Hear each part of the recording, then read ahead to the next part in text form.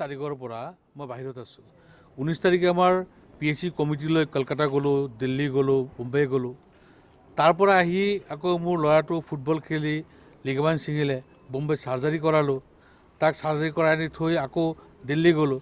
দিল্লীৰ পৰা মই 2 তাৰিখে আহিলোঁ। 2 তাৰিখে আহি কালি হঠাৎ গম পালোঁ যে কালি ৰাতি গম পালোঁ যে মোৰ ল'ৰা ৰকিবুল হুদাৰ এগেইনষ্টত কিবা FIR হৈছে বুলি। তাৰপিছত খবৰ লৈ পালোঁ যে ইব্ৰাহিম আলী বুলি ল'ৰা এটা আমনিৰ, সেই ল'ৰাজনে মোৰ ল'ৰা ৰকিবুলৰ পৰা 80,000 টকা ধাৰলৈ নিছিলে আৰু সেই 80,000 টকা ধাৰৰ পৰা 50,000 টকা অনলাইন পে'মেণ্ট কৰি দিলে তাক।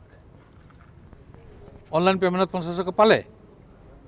যিজন ল'ৰা দিছিলে ইব্ৰাহিম, সেইজন বোলে তেল চুৰিৰ লগত জড়িত হৈ এৰেষ্ট হৈছে আৰু তাৰ যেতিয়া খুচৰি চাইছে একাউণ্ট চোৱাৰ পিছত মানে তাৰ একাউণ্টৰ পৰা 50,000 টকা মোৰ ল'ৰাৰ একাউণ্টত অহা তথ্য পালে আৰু তাতে এটা পাক লগালে। গতিকে মই এতিয়াও ঘৰ পোৱা নাই। ঘৰ গৈ পাই মই বিতংভাৱে মই এইটো চাম, কি আচল ঘটনাটো কি বিতংভাৱে চাম। কিন্তু মই এইটোৱে ক'ব বিচাৰিছোঁ, মই আইনক বাধা নিদিওঁ।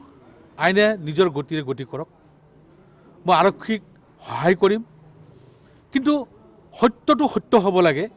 ৰাজনৈতিক উদ্দেশ্যত যাতে কোনো ধৰণৰ ব্যৱস্থা নহয়, ৰাজনৈতিকভাৱে যদি কলংকিত কৰাৰ কাৰণে যাতে কোনো কালিমা খানাৰ ব্যৱস্থা নহয়, তাৰ কাৰণে মই সকলো পক্ষকে অনুৰোধ জনাইছোঁ আৰু মই ন্যায়টো বিচাৰিছোঁ। যদি মোৰ ল'ৰা অপৰাধ কৰিছে শাস্তি পাওক, যদি অপৰাধ কৰা নাই তেতিয়াহ'লে শাস্তি পাব।